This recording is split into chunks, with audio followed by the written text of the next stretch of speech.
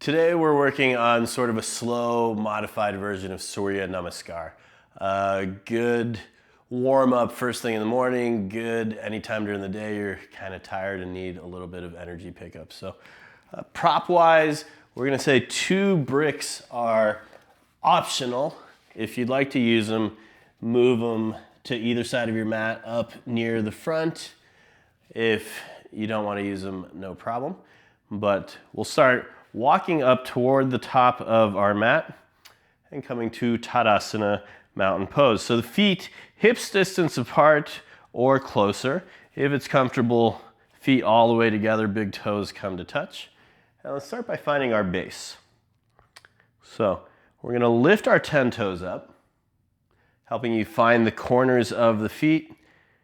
Spread your toes as best you can, then set your toes back down. Good. We're going to lift up through the kneecaps, engage the thighs. Think about tailbone drawing down, navel drawing up. Good. Fingertips extend down towards the earth. Shoulder blades slide down. So we're going to roll the shoulders back and down away from the ears, extend through the fingertips. Remember, tailbone down, navel in. Crown of the head extends up toward the ceiling. Good. Now, on an inhale, we'll extend both arms up and overhead. And we're going to pause here for a moment. We call this Urdhva Hastasana. But as we're here, I want you to think those corners of the feet pressing down, the tailbone drawing down, the navel drawing in. Good. So here, the palms face in towards each other. If it's comfortable, you can lift the gaze to the hands, but if you feel any compression in the neck, just drop the gaze forward. Very good. Take an inhale here, reach for the ceiling. Then with soft knees, soft bend in the knees, we're going to start to fold forward, reaching through the fingertips. Extend, extend, extend as much as you can. And release the fingertips down towards the earth. Coming to Uttanasana, forward fold. So, again, today we're taking kind of a slow, modified variation. So we'll take some extra time in this first forward fold. First off, if your fingertips or palms aren't coming to the earth, that's a nice place to bring the bricks on any of the 3 levels under your hands. We'll take a moment here. Shake out the head, yes. No.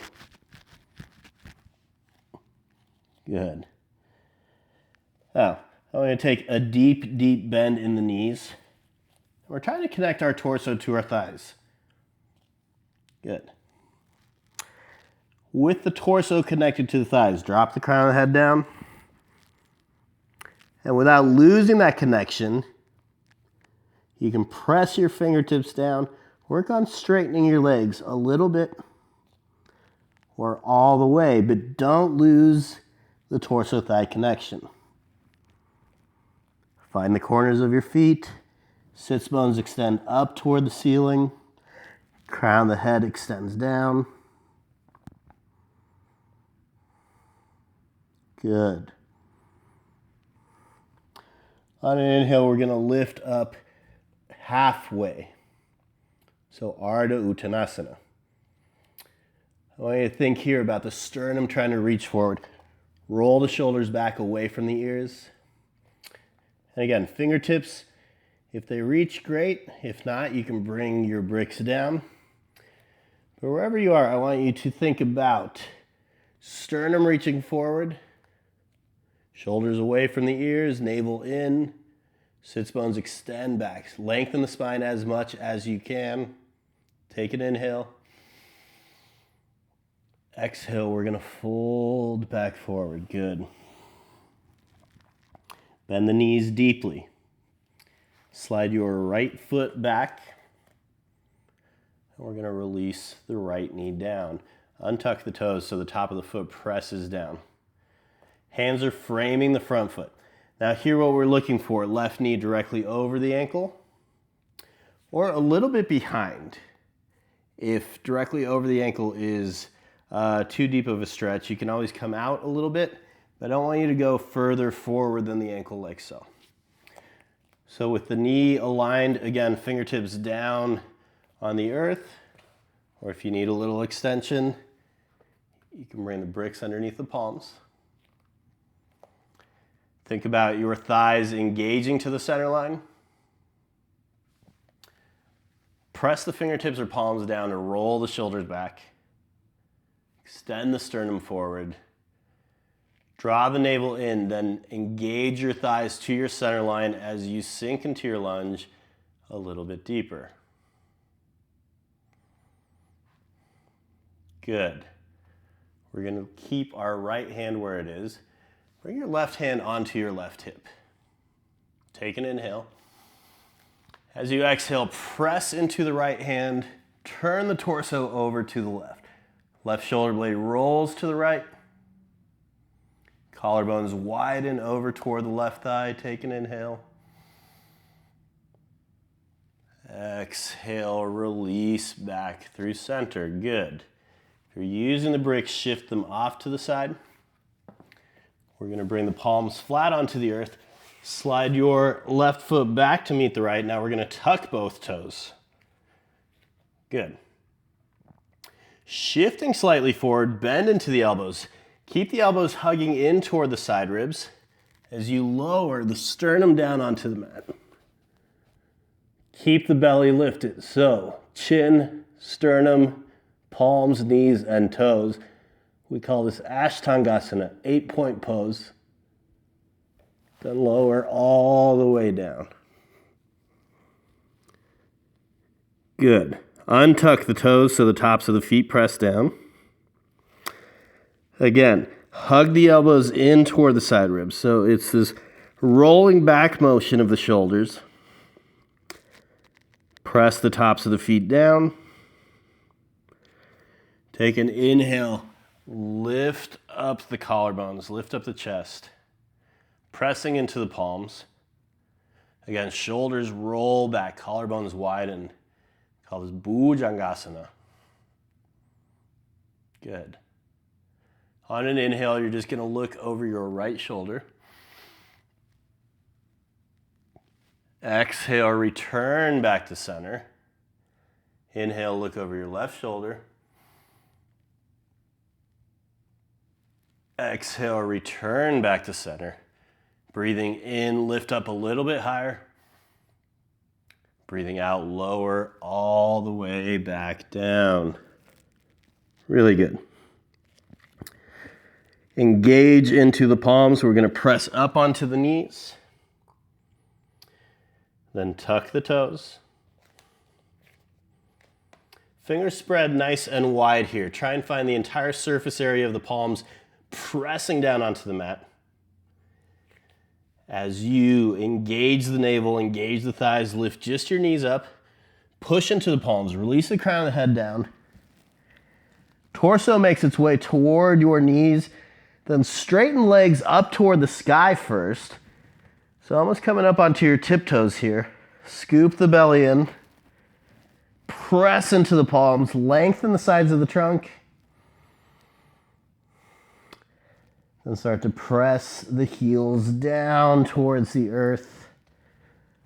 Adho Mukha Svanasana, downward facing dog. Take a couple breaths here. Press the thighs straight back, sits bones straight up.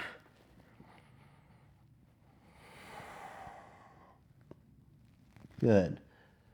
We're going to draw our right foot forward now. Release the left knee down as you untuck the left toes. Now, same as the first side. Fingertips or palms down on the mat, or if it's helpful, bricks come underneath the hands. Good. Right knee directly over the ankle. Shoulders roll back, belly pulls in. Thighs squeeze to the center line. as you deepen your lunge slightly, but keep the knee over the ankle. If you need to, you can walk the foot a little further forward.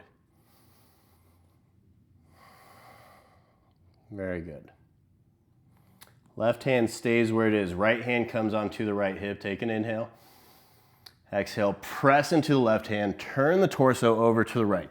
Right shoulder blade rolls toward the left. Collarbones widen.